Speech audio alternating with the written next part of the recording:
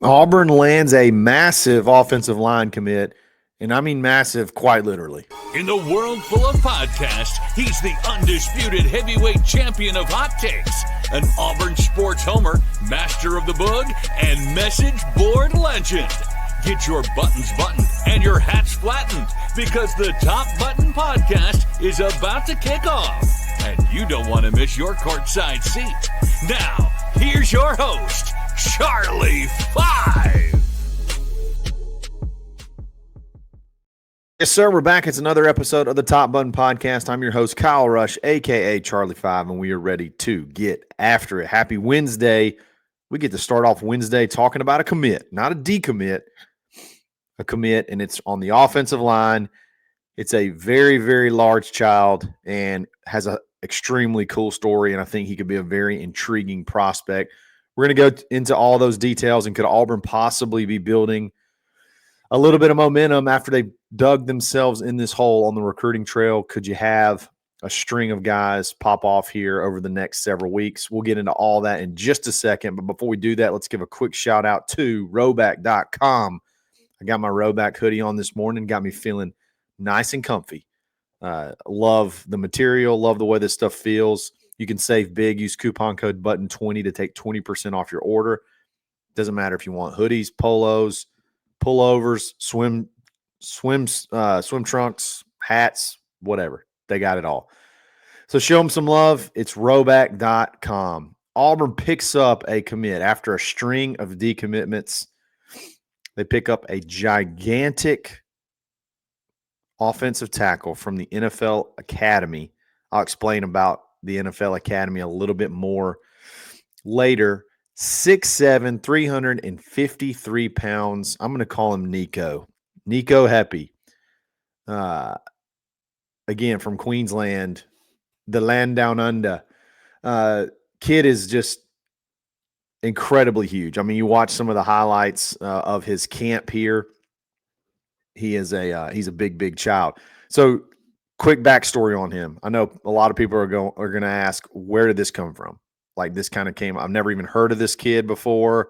He's not been really on the radar. And for those that aren't really plugged in, I can understand, because he's not really been talked about anywhere else. He's not really been talked about on hot boards anywhere. He's not really been talked about much outside of like glancing articles about when they came to camp back in June. So Nikau enrolls in the NFL Academy, I think back in October, something like that. It's when he first put on a football helmet. He's not played football yet.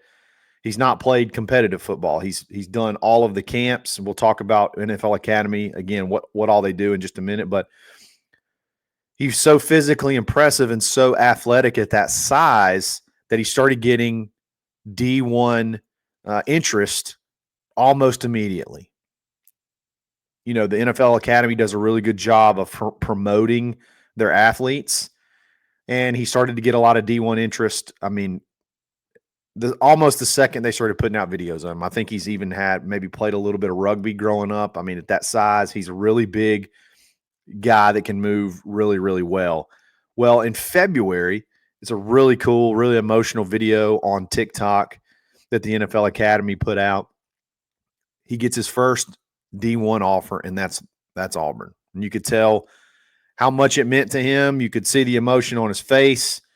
I don't know how I missed it at the time, but he got his first D1 offer. It was contingent on, though, hey, we're going to offer you, but we want to see you in person. Okay, we want to see you at a camp. And the NFL Academy does a really good job of doing quote unquote tours in the U.S. So they'll round up their kids and they'll go hit up these different schools.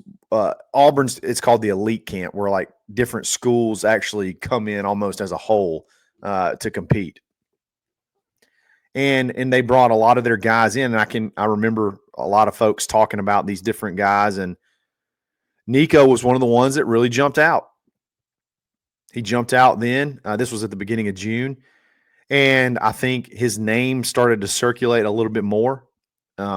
He really looked good let me. When you're in these type of camps, when there's no pads on, and there's pass rushing reps, the offensive lineman is really at a disadvantage. Okay, because it's really you're only using your hands and sliding and your athletic ability to stay in front of the guy, because you can't really deliver, you can't really deliver a blow because obviously you don't have pads on. So they can just kind of run past you. They can even put their hands on you and get by you. It's just really tough. To me, that setup makes it tougher on the offensive lineman. So I think the idea was, once this guy's so raw, technique is going to be a huge Achilles heel for him because he's not had time to learn it all. But he was actually very competitive, was very impressive, won quite a few of his reps to the point where Auburn said, okay, we're ready to take your commitment. And then obviously they had a big announcement ceremony. They had a big announcement ceremony yesterday, and it was announced he's committing to Auburn. I know a lot of people are going to say, "Oh, that's just because we just took a commitment because you've gone on this cold streak lately," and that couldn't be further from the truth. This commitment was pretty much planned basically since the beginning of June. Again, they had a big ceremony planned at the NFL Academy that he got to, have all his players around, everything. It was a big, I think a couple of different players maybe have announced commitments. He picked up offers from Florida State, from UAB, from South Florida, basically all the places he got to actually go and they got to see him. They all offered him. So this is a kid that Auburn wants. This is a kid that Auburn's getting that is not dependent on losing or gaining anyone else. In other words, this doesn't signify anything as far as any of your other targets.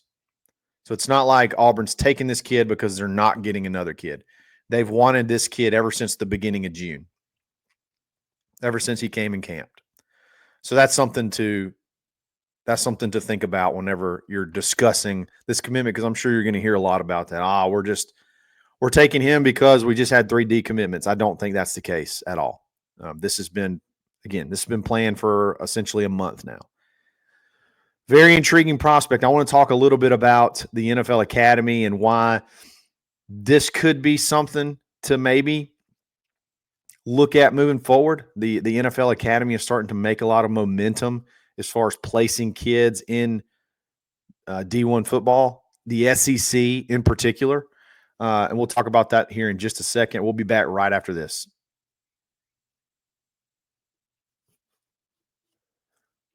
So I know everybody's probably wondering, what the heck is the NFL Academy?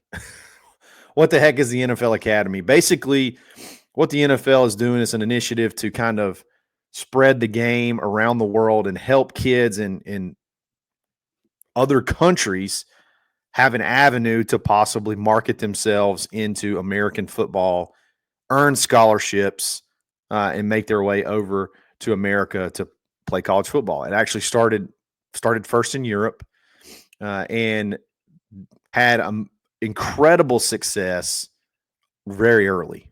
And then back in 2024, I guess last year, they opened what they call the NFL Academy Asia Pacific. So Nikau is actually the very first D1 scholarship recipient on this new campus, which is really, really cool.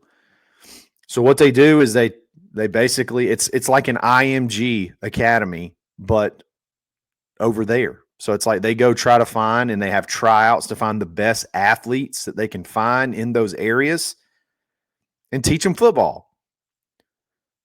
Teach them football and then help them market themselves, around the country. There's been 2, this is from the European campus, the Europe Africa division. There's been 2 commitments out of that campus to Tennessee and Oklahoma. So Tennessee's picked up a commitment from this group. Oklahoma's picked up a commitment from this group. already this year. I could be wrong. I think Alabama picked up a receiver from that was I think Germany that may have been associated with this group too. So in other words, this is something the NFL Academy really didn't get started until 2022. They came over and played IMG, and everybody was kind of shocked because they almost beat IMG.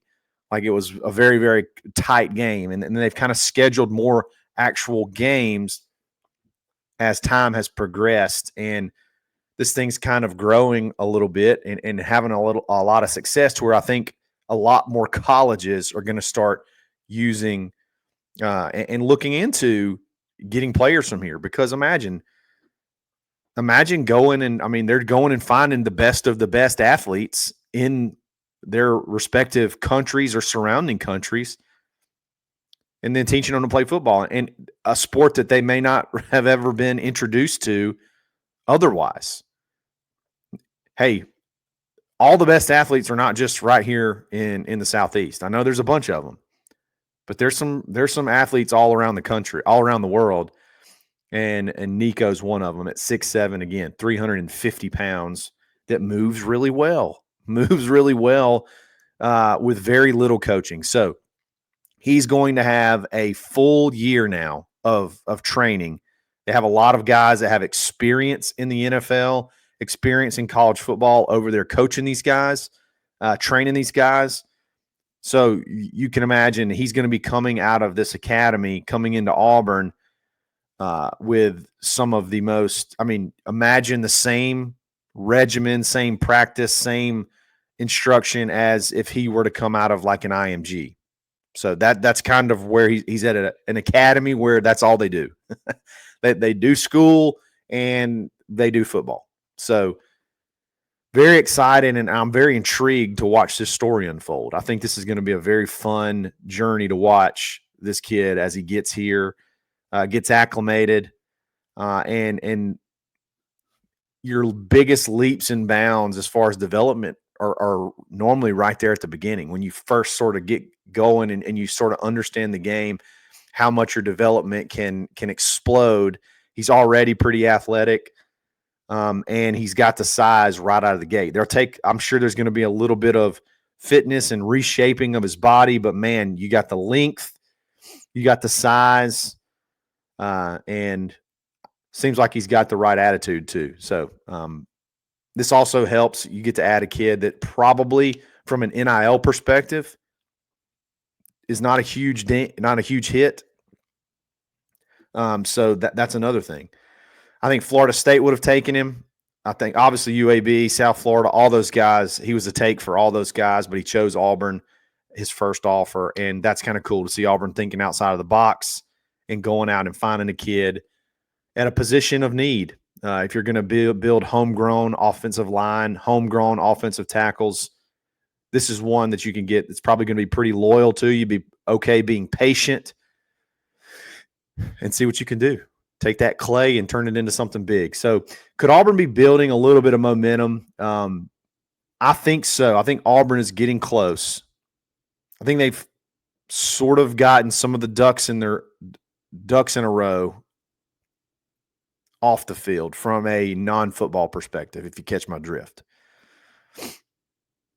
I think there are some things going on out there. Maybe we'll go into detail, but it's really not super important right now. The bottom line is I think Auburn's kind of working in a direction to where we've got sort of the rev share deal mixed with NIL. We've got this thing kind of figured out and are ready to kind of go on a little run. And the run is not going to be – this is no disrespect to Nikau because I think he's going to be a really good player. This is a run of guys of elite caliber, okay?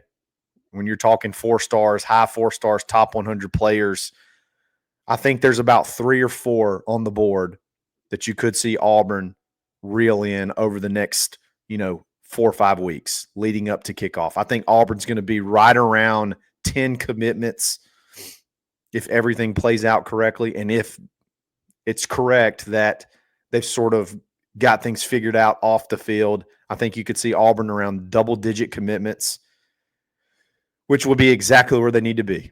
If you can be around double-digit commitments, there's so much confidence in the building around this roster. There's so much confidence in the building around Jackson Arnold. There's so much confidence in the building right now around Cam Coleman and Eric Singleton and Malcolm Simmons and what those guys are going to be able to do on this offense this upcoming season.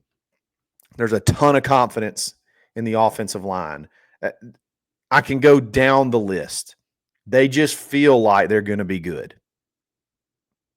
And not only, and it seems to be echoed amongst the people that follow football, amongst the people that talk football, amongst the people that live football, they're like, Auburn's got something cooking over here. So if you can be around that double-digit commitment mark, I think the season can take care of itself. I think the season can take care of the recruiting piece. At least aid it, at least help a little bit, build the buzz, because Auburn has none. They're having to create their own buzz right now. I think you're going to get a little bit of a shot in the arm here soon, and then it's going to be kickoff time, and now it's time to go put it on the field. And boy, oh boy, do you have the opportunity to do it right out of the gate. Golly. That game, the pressure on that game to me gets bigger and bigger by the day. I know pressure is sometimes seen as a negative connotation. I don't think it has to be.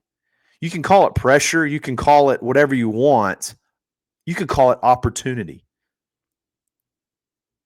To me, it's more of opportunity than pressure, because sometimes people look at pressure and they think, oh my gosh, if you don't win this one, you're going to get fired. And that's not what I'm really thinking of.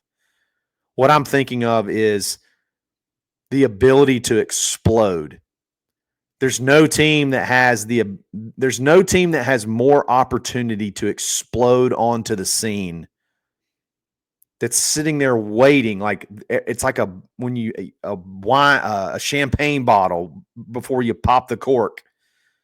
There's no team that has that much pressure ready to explode with a big performance, in my opinion, than Auburn. And to be able to do it on the primetime stage against, I think, what's going to be a ranked team projected to win their conference in Baylor, you got a chance, man. You got to do it. You just got to do it. So fired up about this commitment, fired up about possibly, Auburn getting a little momentum and going on a run. They need it. They need it bad. Got to get to 10. I think 10's the magic number. Get to 10 before kickoff, and you're solid. Then all you really need is somewhere in the neighborhood of 6 to 8 more commits based off of your roster structure. And you could easily, with a good season, pull those off, whether they're uncommitted or committed elsewhere, and then just see what happens. So, guys, I really appreciate it. Let me know what you think about the commit in the comments. Are you excited? What do you think about NFL Academy and all that good stuff? We got a Friendship Friday coming up on Friday. We're going to be back again tomorrow. So much going on. It's another episode of the Top Button Podcast. Stay buttoned. Thanks for listening, and drive home safely.